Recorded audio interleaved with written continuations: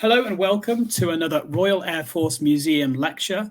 This lecture forms part of a broader research programme which works to inspire everyone with the RAF story.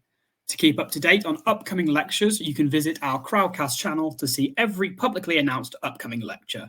Next month, we have talks on Joanne Curran's pioneering work on chaff during the Second World War, morale maintenance in the Royal Flying Corps, and Air Marshal Sir John Slessor, unsung Cold War strategist. Registration is required, but it is, for all of our lectures, quick, easy, and, most importantly, free.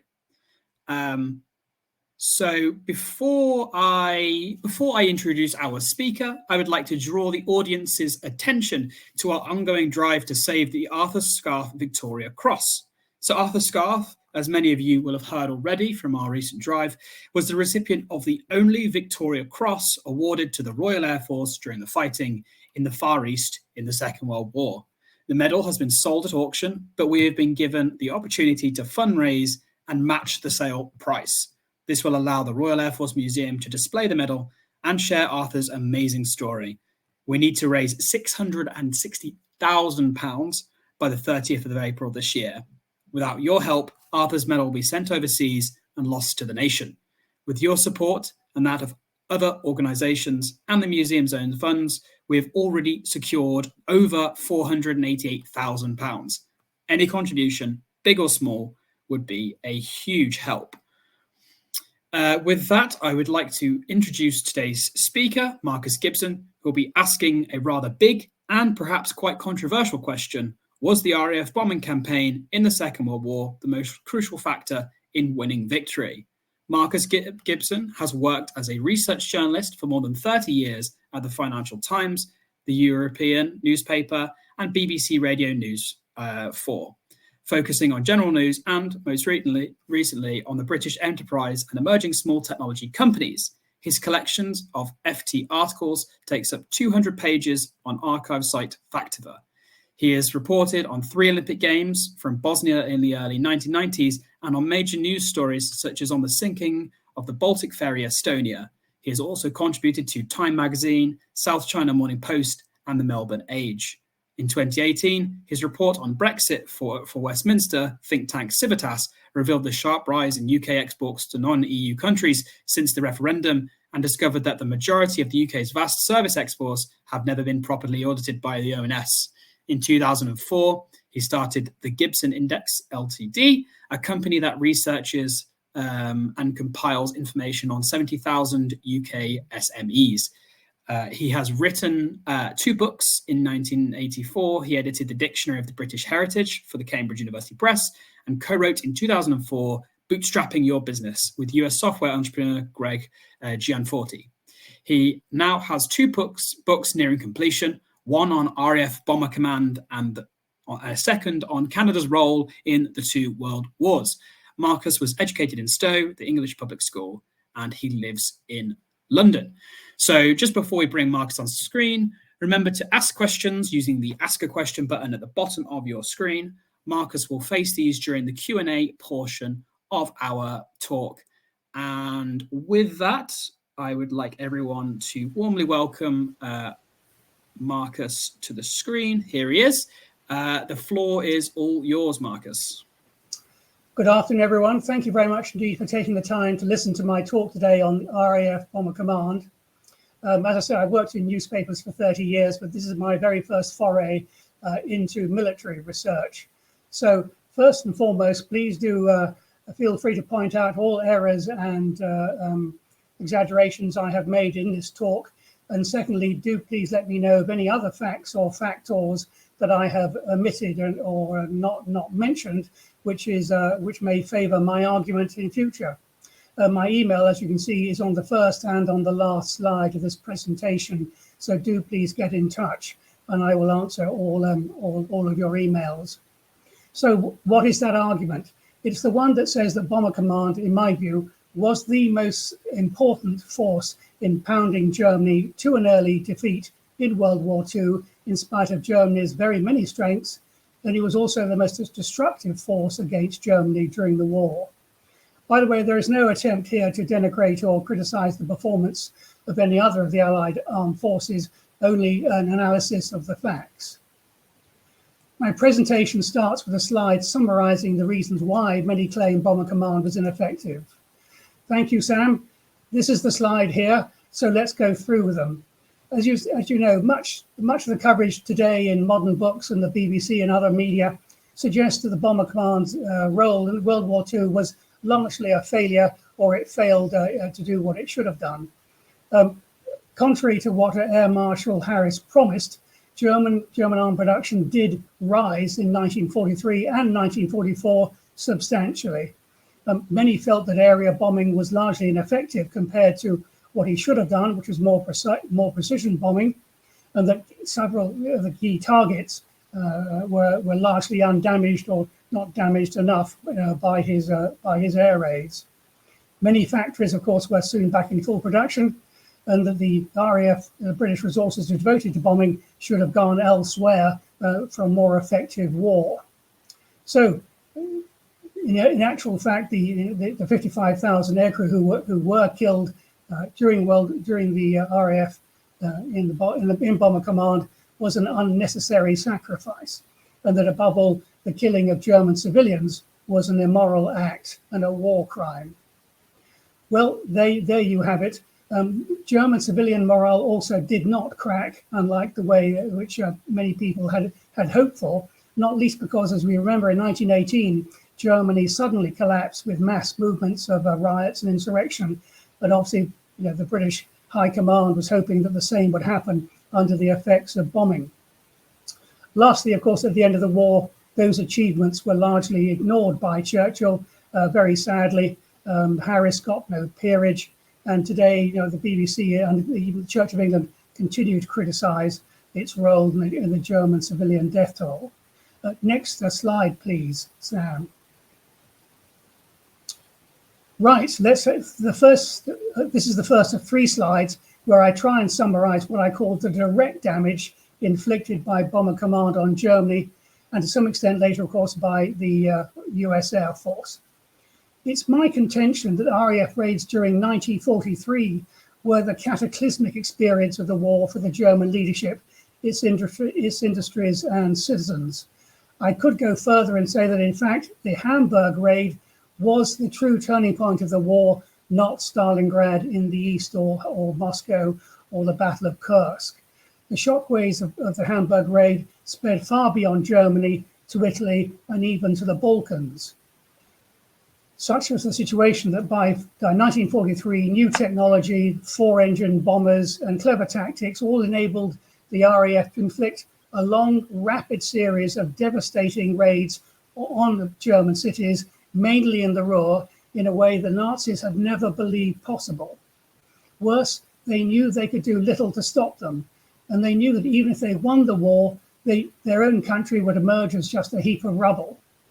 Not since the Napoleonic Wars had Germany experienced such the true ravage of war. Wars indeed were things they inflicted on other countries, and they were not seriously invaded during World War I. Let's go through that list then. So, 1943 is the year of true destruction, something which even Solzhenitsyn interestingly remarked upon. The one area I'd like to focus on is the fact, of course, it was the severe damage done during the Battle of the Ruhr in particular, and the other consequences that happened during 1943. Of course, the main thing I'd like to go on to is, of course, the fact that the Italians who had suffered raids on Turin and Milan, and even on Pompeii, would you believe, feared that they will be next after Hamburg. And this is very clear in the writings and diaries of their leadership. Would Rome itself be bombed, they wondered. Anyway, not surprisingly, they surrendered not long after in 1943. So next slide, please, Sam.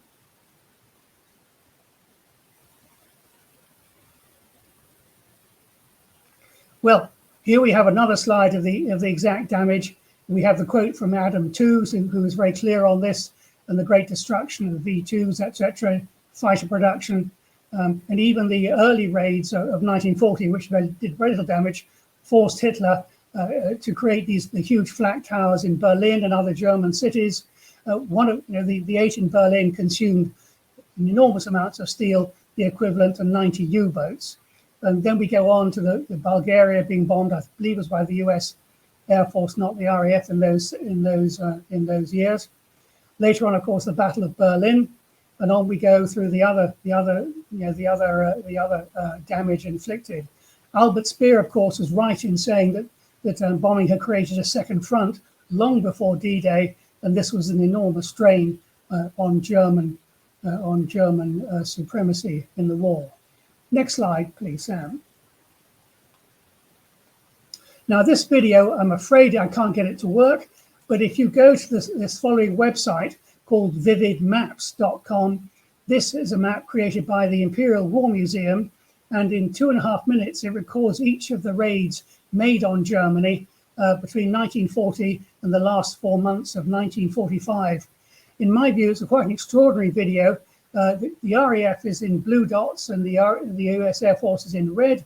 The raids in 1943 by the RAF are stunning in their intensity, but it also interestingly illustrates how late in the war the US Air Force came to be effective, especially over Germany, who, of course, after late 43, it became a highly destructive force, as we know. Do go onto the vividmaps.com website and take a look at it. Next slide, please, Sam. This, of course, was the damage inflicted at the end of the war in the various areas, mining operations, the RAF hitting air production. The interesting quote by Dr. O'Brien, that it was American sea and air power that destroyed the Axis rather than the frontline battles. A very interesting book if you haven't read that, by the way. And a quote from the German diplomat Hans-Georg von Studnitz, who spent most of the war in Berlin, and he describes the chaos and the nightmare of it was of night after night of the city of Germany, the cities throughout Germany, which came under huge effects of the bombing. And finally, a quote from Goebbels about the shortage of food, which plagued the nation. Next slide, please, Sam.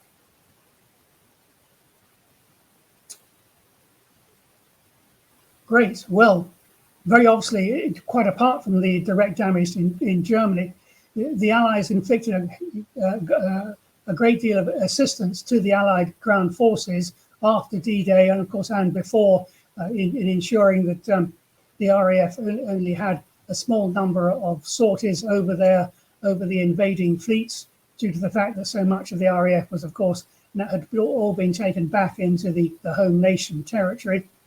Interesting, the Operation Taxable, a diversion to deceive the Germans about a ghost invasion fleet off Le Havre. Of course, only 47 really of the heaviest guns on the Channel Coast facing the invasion forces. And then became the Operation Cobra. And if you haven't heard of Canadian General Guy Simonds, do look him up. An amazing general, one of the great generals of World War II, little known.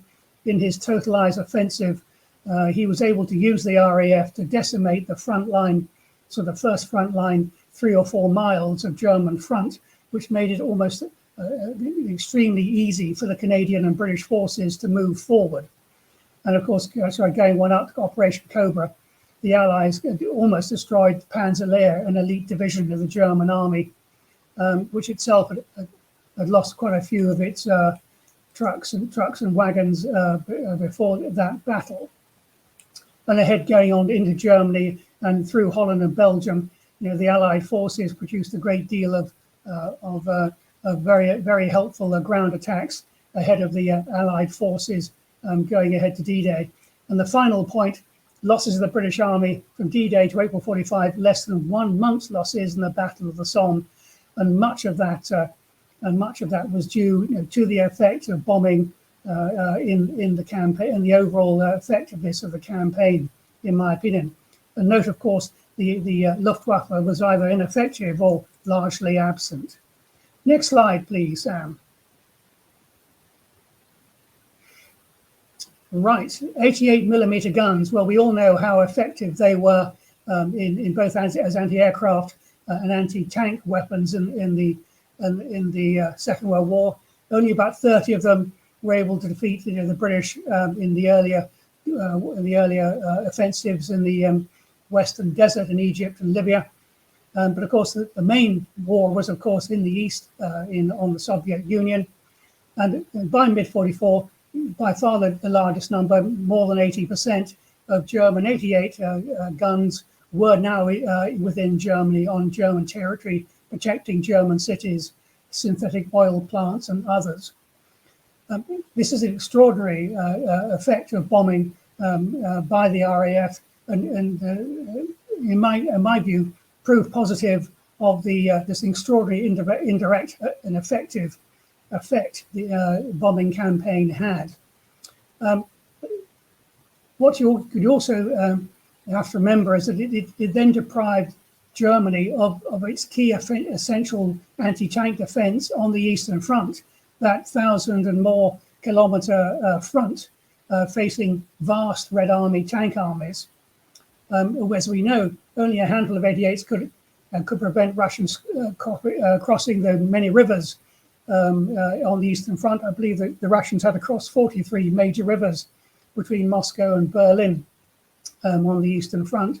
And of course, another essential point, the change between an anti-tank to an anti-aircraft resulted in a colossal amount of new ammunition being consumed by those 88 guns to defend German cities. As we know, the anti-tank gun on the Eastern Front, we believe, took between 3 and 20 rounds to destroy a single T-34 tank, but apparently it took 15,000 plus to shoot down one Allied bomber, and the best kill ratio was 3,000 shells at best. So, and lastly, you may have seen the videos of German offensives in the east, on the Eastern Front, where they used those devastatingly effective light anti-aircraft guns against Russian ground forces to great effect. And of course, those were then taken away from the Eastern Front and used against low-flying Allied aircraft. Next slide, please. In addition to the 88mm guns, was the mass withdrawal of fighters from the Eastern Front. By 44, only 32% were based in the East. And by the way, I'm not sure that was correct. I suspect it was far lower than that, but I leave that to the experts gathered here. What's most interesting was that they all, in addition to losing the planes, they're also already very short of fuel and pilots. The logistics of running an air force in the East, especially when they're having to retreat at the rate of 25 miles a day, was devastating, for the Luftwaffe. Now, Operation Bagration, I have to say, it's almost impossible to associate to correctly discern the effect of Bomber Command in the overall war if you don't look at the effect of RAF Bomber Command on the Eastern Front, because what happened was, of course, it removed the German ability to carry out effective reconnaissance, with the result that Bagration, the largest land offensive of the war, came as a total surprise to the Germans. It inflicted their greatest defeat, as we know, and notably the Luftwaffe was almost totally absent. There's a certain Russian tank driver who later became a university professor in Tel Aviv, Professor Dagan, who spoke how in the assault during Bagration, Soviet forces could easily have been wiped out by a small number of Luftwaffe planes, because, of course, being the Pripyat marshes, they were often going through, all Soviet forces were crammed into long lines on narrow tracks with swamps either side, largely impassable, and they would have been a sitting target for any Luftwaffe had they turned up for the fight, but they did not. So Bagration also, it was not only the main offensive to come as a total surprise to the Germans. The two major crushing land offensives that came after that in late 44 and 45 also came as a complete surprise to the Germans, largely due to their inability to mount any reconnaissance. Next slide, please. And here, just to emphasize the point, is the scale of the success of Bagration in retaking German territory, which I believe is about an area 1/3 of the size of Germany itself in total. So quite extraordinary in its effectiveness there. Next slide, please. Of course, the extraordinary damage caused to Germany in 1943 prompted Hitler to trigger the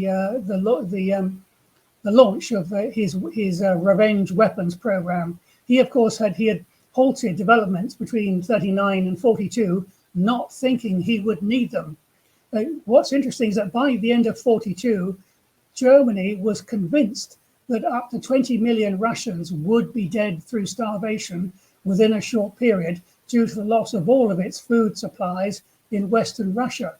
And it was only the mass, I believe, how many billion tons of supplies of food, and of course those wonderful cans of orange juice you can see if you go to Russian homes today, which saved probably 10 to 20 million Russians from starvation. Anyway, returning to the V weapons program, this was then started as a revenge against the bombing campaign. As we know, it turned out to be militarily worthless and exceptionally expensive.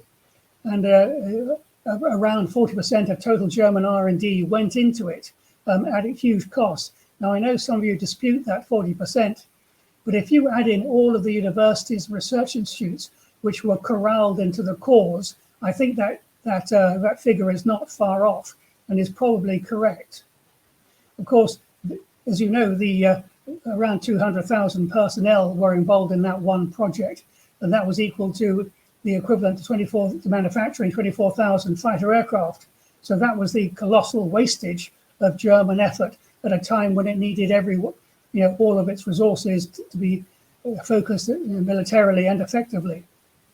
The RAF, of course, piled in and it destroyed much of the sites and the storage and the storage areas, as we know.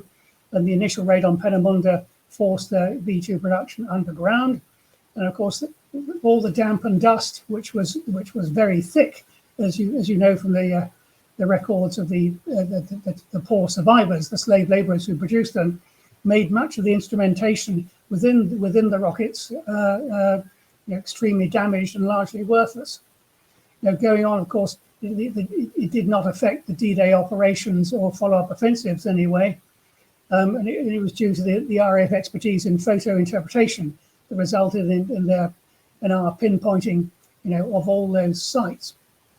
Interestingly, a quote from Herr Fieger, I think it's how it's pronounced, saying that they couldn't reach the production target during the effective air raids, which is very interesting.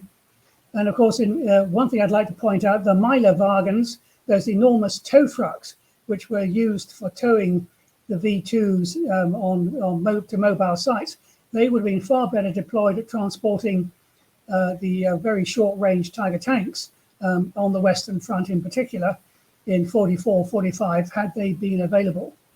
And of course, there we go, the last quote of how much wasted man hours there was in their development. Next slide, please. Yes, U-boats and the Type 21s. Now, the continuous bombing earlier in the years of U-boat slipways and assembly plants in Bremen, Hamburg, and Danzig, it had made conventional submarine warfare on those slipways a nightmare for workers and crews. And of course, because they were on the coast, they were very easy to spot. By the way, I'm not claiming the RAF were responsible for the destruction of many of the U-boats that, of course, was achieved in the Atlantic by Coastal Command and the Royal Navy, for example. But as a result, Admiral Dönitz persuaded Hitler to give him 25,000 tons of precious steel in order to build his very advanced Type 21 U-boat. Now, if the Germans had had the time and the resources to perfect this version, it could have turned the tide of naval power in the Channel and the Beer Biscay in their favor. Of course, their choice of a system of off-site modular construction, though initially a bright idea, it turned out to be a disaster because, of course, none of the giant 9 sections ever really fitted, they were rarely watertight. Secondly, you have to remember they were all built in a fearful hurry, and as a result, only 2 of them saw active service. The shortage of rubber alone meant that essential gaskets could not be made or cannot be fitted, which was an extraordinary weakness in their construction. And finally, of course, the RAF bombed the canals and the barges, bringing those sections downstream or through canals to the assembly points. And their mining operations were very effective in rendering the training commissioning of new U-boat crews nigh impossible. So, that was one major way in which a key German weapons development program, on which great hopes were made, was largely rendered immaterial. Next slide, please. This is the well-known section, as you can see, of a Type 21 boat in cross section. In spite of all their difficulties, the Germans did build 200 of them, but as the Royal Navy and the US Navy found after the war, when they tested them, the quality was so poor that very few of them could ever safely be put to sea, and then even then not for very long. Thank you. Next slide, please, Sam.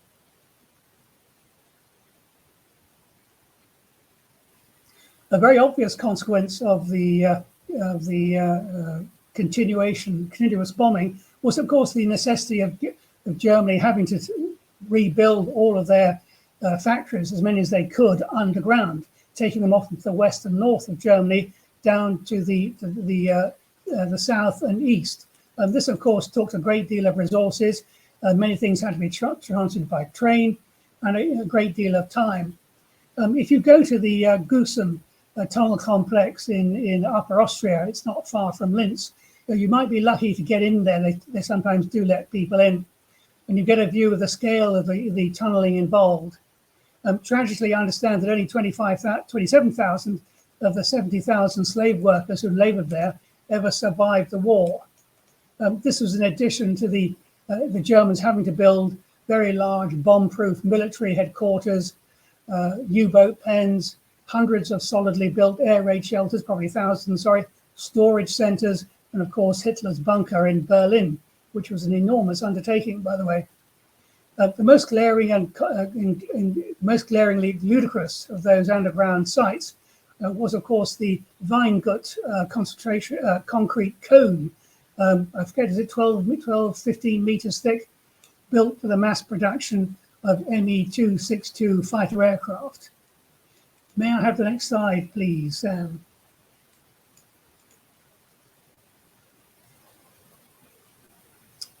Is it?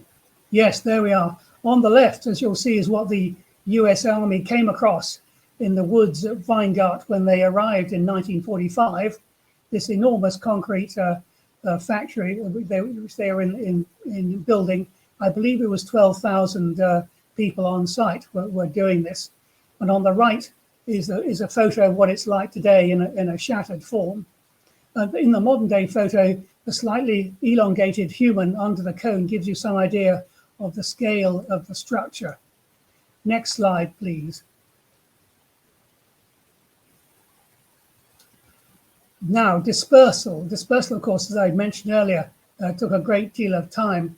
So components that once had to be sourced from, say, 50 kilometers from an assembly point in a North German city were now often dispersed across dozens of smaller sites, some 200 kilometers away from final assembly points.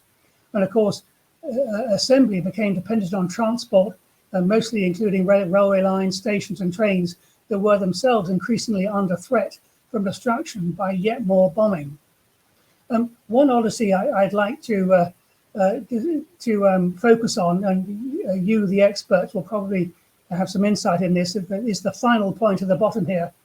I suspect there's a great big discrepancy between the exact numbers of Luftwaffe aircraft that Speer claimed to have manufactured and the numbers of aircraft actually delivered and delivered it in operational condition. And the final number, there were actually capable operations when they arrived at Luftwaffe airfields.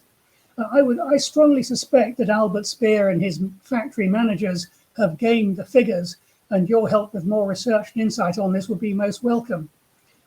I strongly suspect that there are many fewer fighters than he claimed, were delivered, and how many were actually capable of sustained combat in the field. Next slide, please. Diversion of manpower. Well, bombing had one overall effect in addition to damaging frontline forces.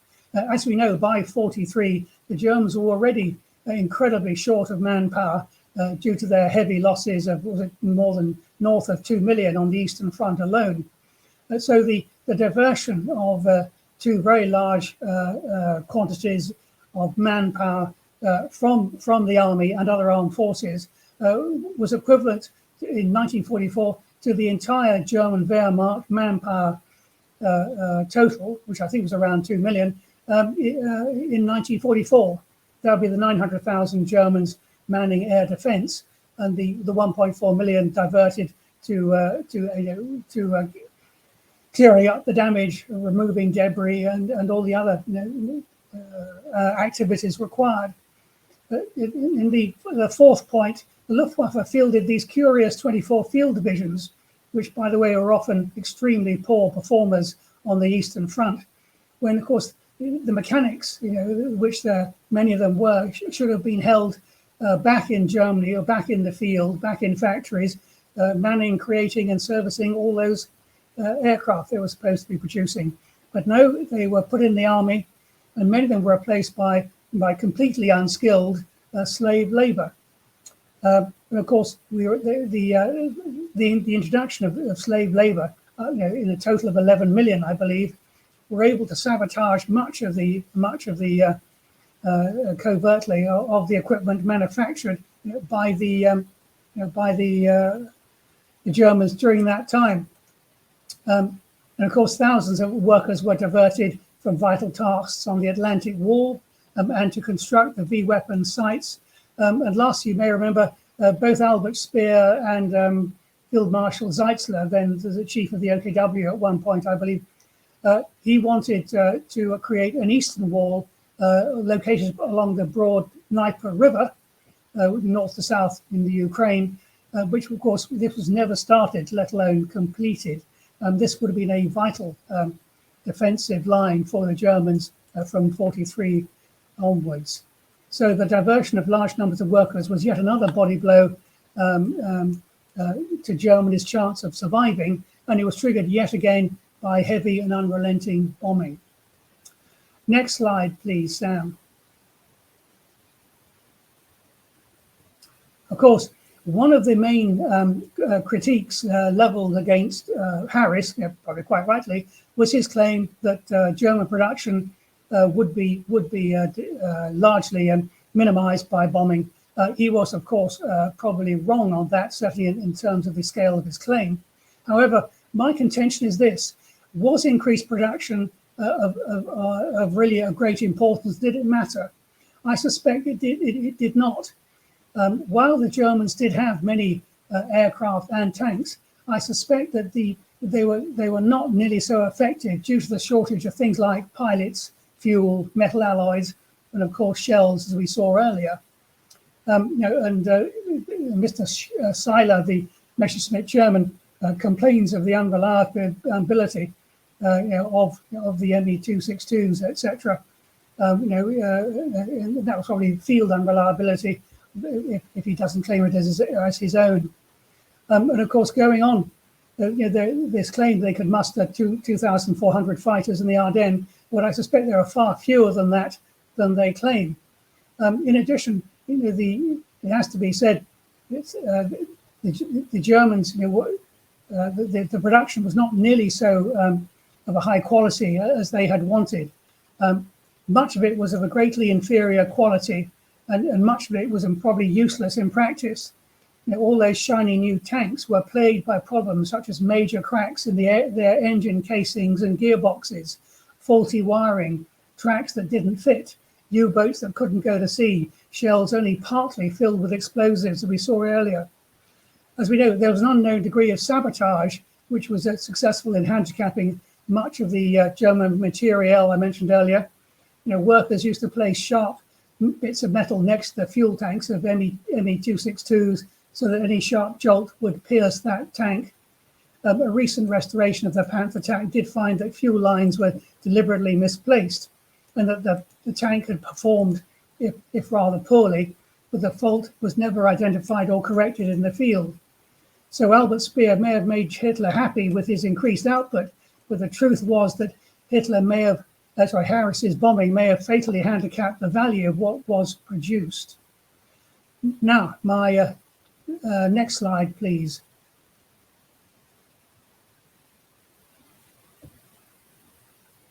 This is a controversial slide, but I think an important one. Critics of Allied RAF bombing claim that many German civilians were innocent and that the bombing was a war crime. I think this has to be faced it has to be assessed and analysed carefully. I entirely accept that children and the 200,000 dissidents and opponents of Hitler, who had been, many of them, jailed since 1933, were of course completely innocent. It has to be said that there were some 26 million German workers who had undertaken mostly munition work throughout the duration of the war, and all of that was very effective in the early years of the war in killing millions and millions of other people in foreign countries. It's also fair to say that there are some 25,000 slave labor camps dotted all over Germany, most of them very close to cities or even in city centers, which meant that German workers and their civilians could not have avoided seeing and viewing and experiencing the terrible conditions of those slave workers. The worst of those who slaved away in the camp category known as extermination through work, and I included the one at Gibson earlier. German civilians did, mostly to the very end, support a regime whose dreadful nature really had not been seen in Europe, since the religious wars of 300 years ago. Those invasions were aimed at control and reform, as was those of Napoleon. But under the Nazis, this was often all about pure extermination. And of course, as we now know, the Germans initiated bombing, and they were not shy of bombing all those cities all over Europe and Russia, to such the extent that their own civilians should not be considered to be innocent in my view. It's worth remembering that half of all people in Belarus either died or were deported. Poland lost a quarter of its population. By contrast, the suffering of German civilians, though harsh, was nothing like as terrifying nor deadly. If Dresden cost the lives of maybe 10,500, if the most recent research is to be believed, Russia lost on average for every day of the war an average of 27,600, and most of them were, of course, civilians. And of course, Dresden and its very important optical factories produced many of those vital gun sights, rangefinders, binoculars, cameras, which were used to aim millions of shells and bullets at the Allies. And of course, I should also point out that this war guilt about bombing is entirely a British phenomenon. It does not exist, not for one moment, in Russia, Poland, France, or Greece, for example. So when we examine the so-called war crimes of the RAF, we need to study the nature of the enemy and the ghastliness of their regime, who we were having to fight, and having to fight to the death. My next slide, please, Sam. So this is an analysis of what could we have done better. How could RAF bombing have been more effective? Well, to my mind, correct me if I'm wrong, by far and away Germany's most vulnerable asset, in my view, were its coal pits and mine shafts. And anyone who's ever been to a coal mine or seen a mine shaft know just how incredibly vulnerable they could be to air attack. They were, most of them in the Ruhr, all within relatively close range of RAF bombers, and they were, of course, vulnerable. And, of course, they were extraordinarily vital, even more so than oil, to Germany's military regime. Without coal, nothing could be produced. And, of course, without it, no synthetic oil could be produced. Was it 6 tons of coal, I believe, produced 1 ton of synthetic fuel? Of course, by mid-1943, I suspect that, sorry, I'll just come back to the coal. It supplied, as we say, 90% of energy. And Misiejewski, I'll pronounce it just once, in his email to me, said that the Allied intelligence thought attacks weren't worth it. Well, I wonder whether that was correct or not, or whether there wasn't a chance to really dislocate German industry, the German war machine, much, much earlier and much more quickly. But as I say, correct me if I'm wrong. The second point is all about mosquitoes. I mean, by 43, mid-43, I suspect there was probably around mosquitoes that had been built. And I'm sorry to say that I do believe that a light night force that was formed in 44 could have been created earlier, one would have thought. Again, correct me if I'm wrong. Of course, as we now know, the escape hatches on Lancasters were known to be inadequate really from the start, so that any evacuation by the crew, was extremely difficult, and only a small number of those who did were crew in a damaged bomber, got out when they needed to, and these were not modified, of course. And secondly, I believe reliable fuel gauges on all types of bomber aircraft were not particularly reliable. Why was that? Why was that not corrected? A long-range day fighter, could that have been achieved much earlier? The answer is yes, it probably could have been. The Strait of Messina was perhaps the biggest lost opportunity for air power in the early, before D-Day certainly, in which there was absolutely no RAF or effective RAF and USAF operation to halt the Germans from crossing the Strait of Messina and preventing the evacuation of 220,000 Wehrmacht soldiers, which is more men than had been lost at Stalingrad, I understand. Of course, we couldn't do much to help to stop Stalin banning the basing of some of our bombers from Russian territory. But if permitted, those synthetic oil plants in the east of Germany and Poland, not to mention the Ploesti oil fields, could have been attacked more often. Yes, of course, Switzerland, as we know, gave a great deal of very invaluable material to the Germans. We know, of course, I forget how many dozen of the poor Jews who are being transported from Germany to the death camps in Poland went through, was it Zurich railway station, and the Swiss lifted their newspapers and didn't look when the trains came through. Anyway, there was no attempt, I think, to bomb the rail links just inside Germany through to the border. And again, should we have perhaps changed the attacks on Berlin earlier and to prevent the huge losses? Of course, really the Germans now knew we were coming. There, of course, Harris's view on the effectiveness of the Battle of Berlin has to be viewed in the fact that the RAF did not join in as he'd hoped. So there we have it. Next slide, please. So my conclusions. I have to say, I think Harris was right, but often for the wrong reasons he put forward. But overall, there is a cascade of effects, in my view, which crippled German war capability more than any one factor. And this was, frankly, the spectacular success of RAF Bomber Command, which has to be assessed in any final reckoning of World War II. Of course, I think you have to conclude that area bombing was the only kind of bombing available given the tactics and aircraft technology and flying abilities then available. But it was also vital, in my view, in one way.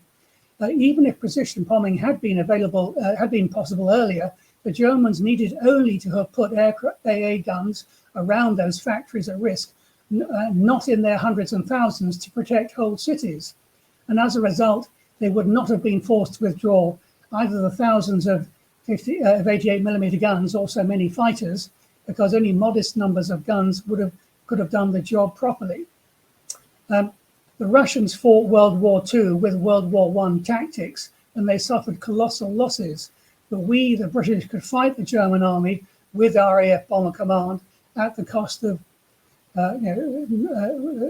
World War II casualties, i.e. the Allies could win the war, a far bigger war, with far fewer casualties than in the First World War by using bombing. And that, I think, was perhaps the great contribution overall to RAF Bomber Command. Final slide, please, Sam. Well, that's the end of it. As I say, thank you very much for joining me in my talk. On this slide, as you see, is my email address. Do please get in touch with all your thoughts and comments, brickbats and corrections, and I'll answer everyone to my ability. Back to you, Sam. Thank you, Marcus, and thank you for sticking to time perfectly well. I even think you've given us a couple more minutes for questions, which is always nice because there's been quite a lot of interaction in the comments and quite a few questions. So I had some of my own questions, but because the audience has given us quite a few already, I think we'll address theirs first and see where that lands us. So to everyone in the chat, you can see there is an Ask a Question button at the bottom of your screens. If you have any more questions, please ask, and Marcus will endeavour to answer them. So I'll start off because you can vote in the Ask a Question section to basically decide which question you want Marcus to answer first.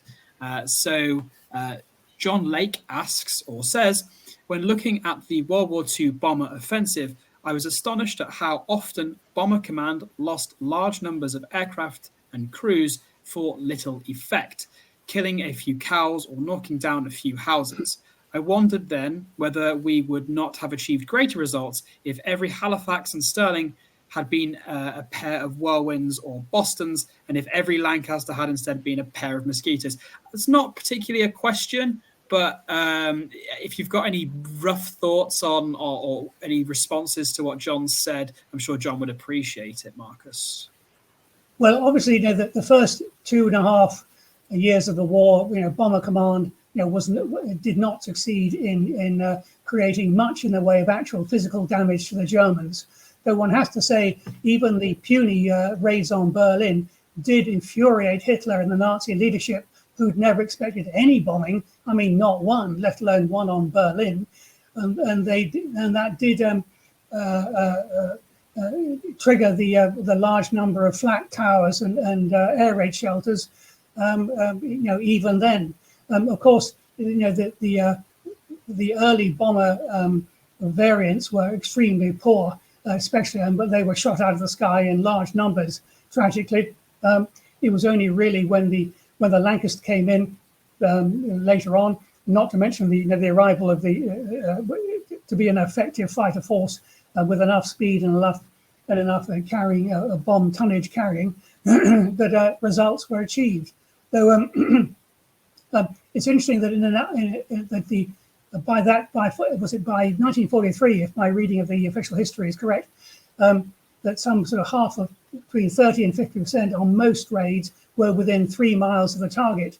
And if you can imagine that this is an 8-hour flight in total, that a Lancaster bomber, how quickly it travels within 3 minutes, what an extraordinarily short period of time it would take in that 8-hour flight to actually get the bombs precisely on the target. So it was an extraordinary performance, even when it was just outside the target area. Excellent. So Neil Carey asks a question, and it kind of mirrors a thought that I had in the discussion. So you essentially asserted that fighter aircraft were withdrawn to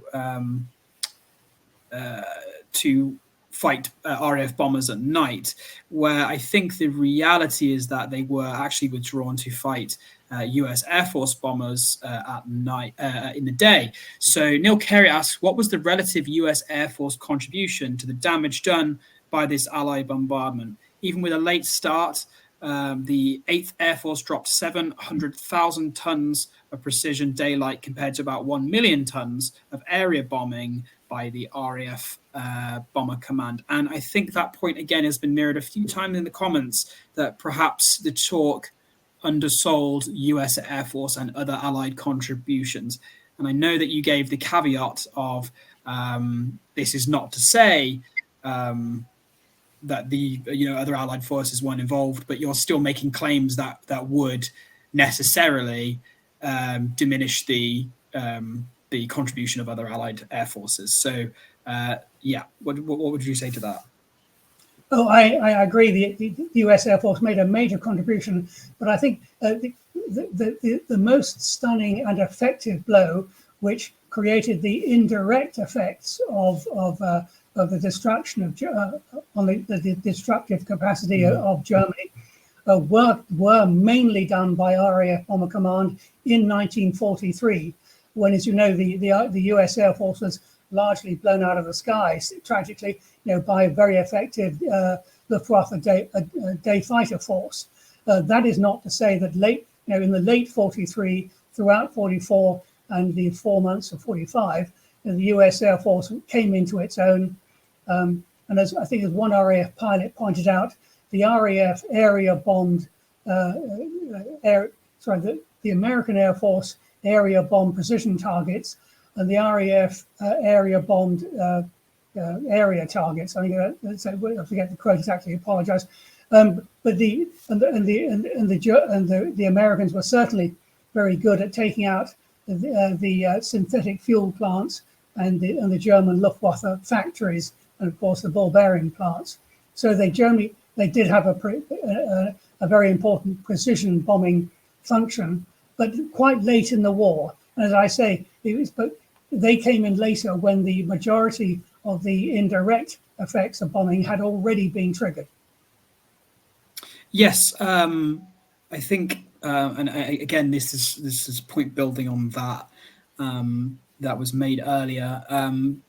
Flak ammunition is and was extremely wasteful. This is definitely true.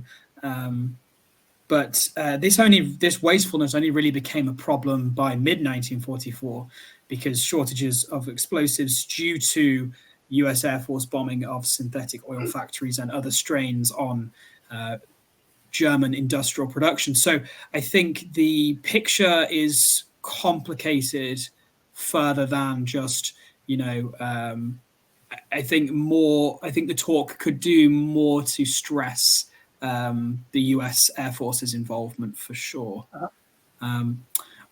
Next question. Trent asks, can the speaker talk to the effect of Bomber Command's sea mining campaign on the German economy?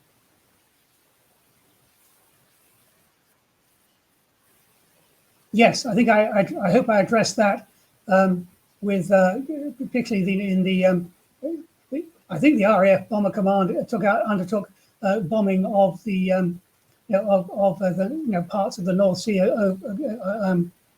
along all the way from the German coast all the way up to Norway even from the early months of the war, when I believe that was effective in destroying. I think it was is it not? I think the official history is it's 700 ships, most of them relatively small ones. I believe the official history states on that. But as I mentioned, the bombing of the Kattegat and on the Danish coast and the southern Baltic, I believe it almost eliminated the ability of the Germans to both train and train crews and commission U-boats of all kinds really late in the war, and that had a paralyzing effect.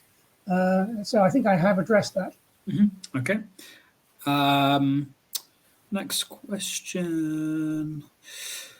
We will go with this one from Ian. Ian asks, of the 900,000, I think he means to say Germans, who manned the 10,000 AA guns you mentioned, how many were children who could have not joined the Wehrmacht, as you suggest? In brackets, he says, I realize that they could have joined the Volkssturm, but I presume the 2 million man shortage you mentioned, which seems like an awful lot, is for the Wehrmacht itself. As I understand it, it's in mid-44. All schoolboys aged 16 throughout Germany, it was announced in all their schools, could join the armed forces. And they did in very large, the whole year was then eligible for military service. And famously, there were shouts and cheers in every classroom across the country. Because schoolboys are enthusiastic for war, they think it's rather exciting. So yes, he did go into the AA, into the anti-aircraft service.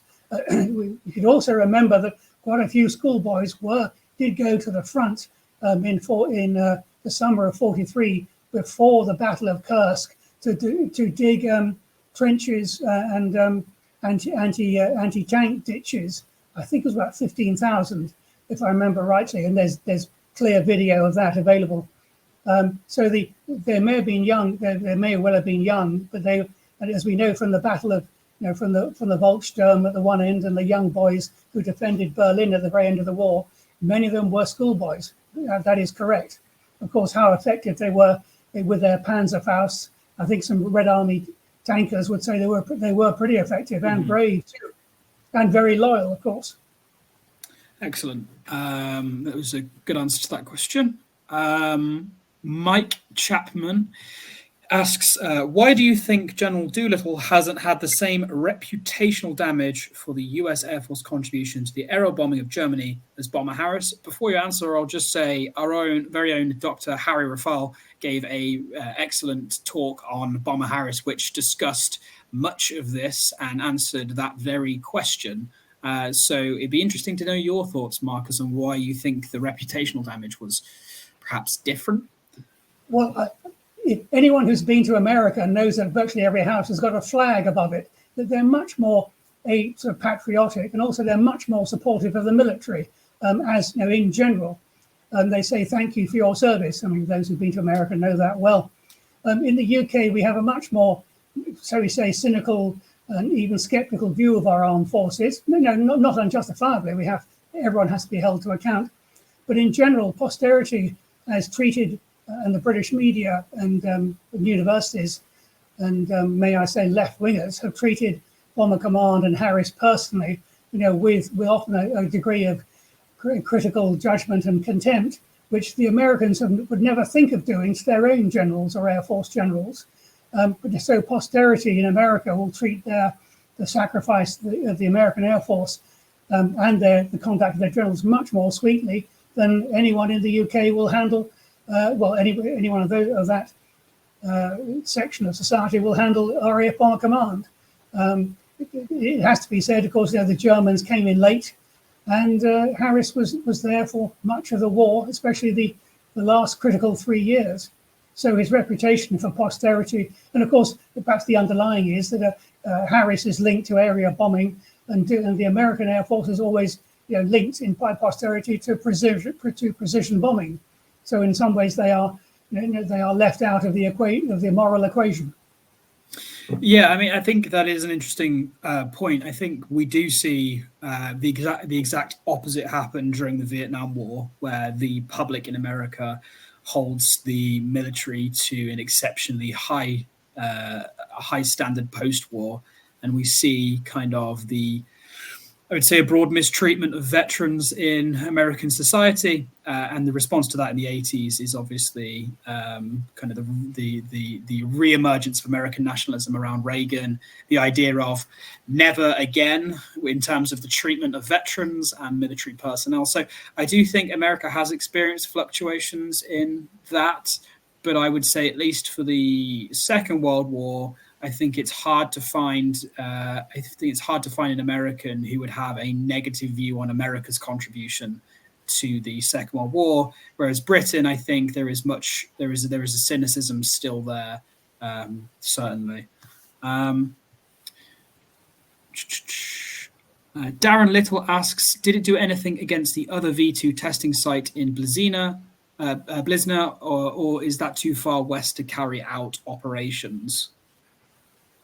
The answer, I don't know. I don't have a detailed knowledge of that.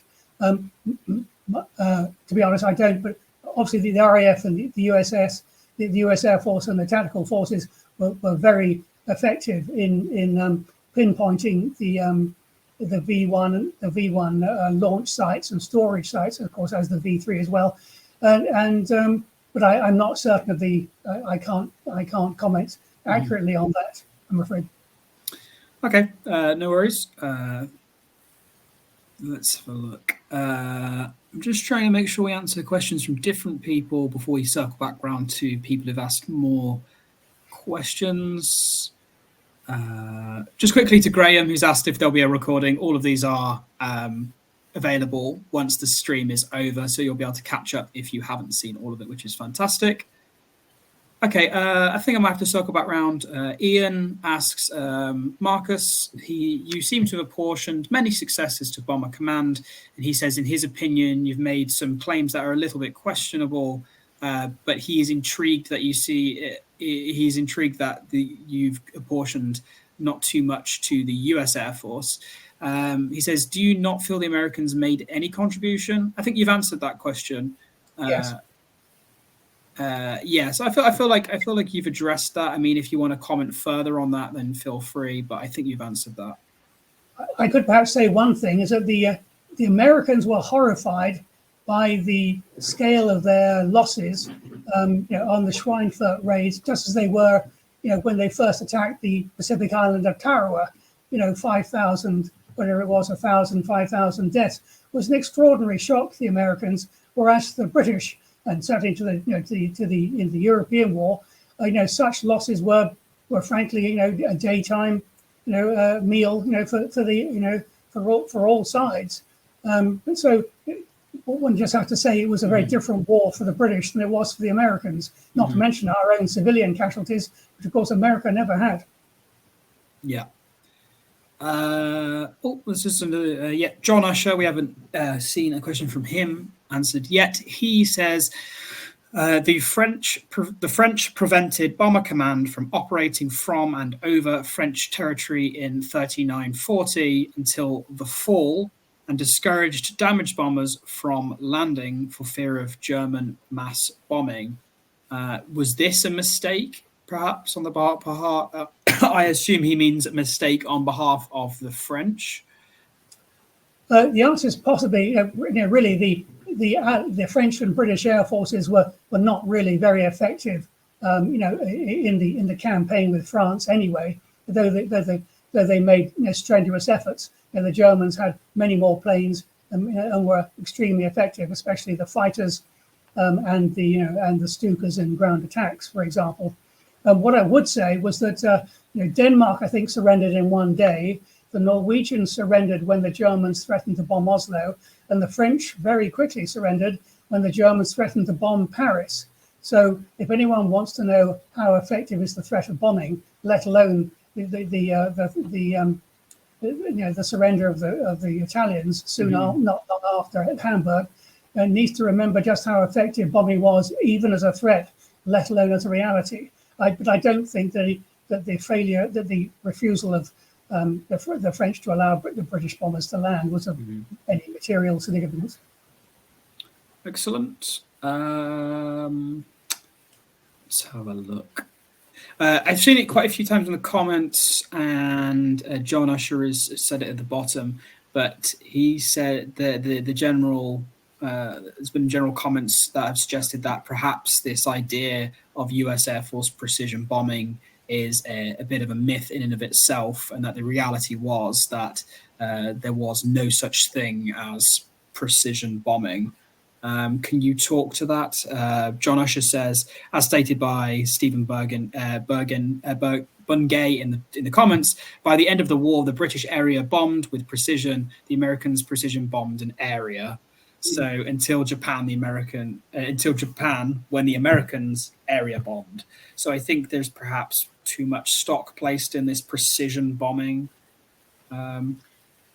Yes, I mean, even in the earliest months of the war, the British tried to precision bomb, the dockyards at Wilhelmshaven, and individual sites all along the German coast, and the odd attack on, I believe, factories, the Krupp factory in the Ruhr. But precision bombing at night, not to think about daytime, was incredibly difficult. and almost just really not practical until sophisticated navigational devices came on board, and sophisticated navigators were crewed up and trained in sophisticated aircraft. Even by the end of the war, such things were difficult. And as I say, a bomber travels a very long way, in 3 miles, and I said over an 8-10 hour, whatever it was, sometimes 12-hour, flight. It takes an enormous amount of skill to get the bombs within those 3 mile space. Mm-hmm. Okay, I think that is the questions that are kind of left are ones that Marcus, I think, is addressed in some capacity or another. And I think that's probably about all we have time for today. So I want to first thank Marcus for delivering his talk today and for sharing his work and answering all of your questions. I think it's been a really great discussion. I would also like to thank the audience for attending and contributing thoughtfully to the discussion and to the comments section. The RAF Museum has plenty more virtual and in-person lectures to offer. As I mentioned at the start of the talk, we have 3 lectures this month and many more throughout the year. This month, I mean April. You can register for these talks to ensure you get a notification in good time. Unfortunately, we've seen it a few times where people have asked if they can get notifications a touch earlier. Crowdcast has a default, I think, 15-minute notification. We can't edit that. But if you're active on Twitter or Facebook, we regularly update and remind people of upcoming lectures and usually post earlier in the day to let people know that a lecture is happening. And for one last time, I'd like to draw your attention to the Save the Arthur Scarf Victoria Cross drive. Like I said earlier, we have already raised a substantial amount of money, but still have some ways to go. We need you to help if you can, and anything you can offer, big or small, would be hugely appreciated. So with that, I want to say thanks again, Marcus, and I will see you all again for our next virtual lecture on April 7th, which is on Joanne, Curran, and Chaff. So thank you, Marcus, and thanks, everyone. Thank you.